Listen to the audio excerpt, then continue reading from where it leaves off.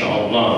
Bu əziz ayda bəd varislər, bir varislər dünənə qədər məsələn bir məscidə gələrdi, gedərdi, dünyasını dəyişib Allah Taala o şəxsiyyətlər ki, baniçi idilər bu məscidə.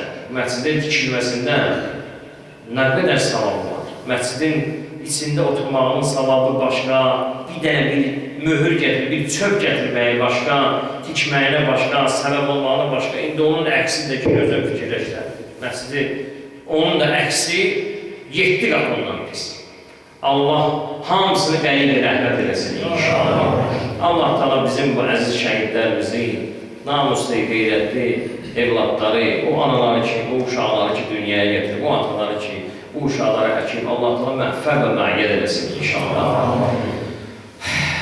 O qardaşların hamısına Allah Taala qəlib rəhmət eləsin inşallah. Allah Taala daxili və xarici düşmənlərimizi, bu məmləkətin inkişafını istəməyənləri, bu məmləkətin qabağa getməyini istəməyənləri Allah Taala zəlil və müzmən eləsin inşallah.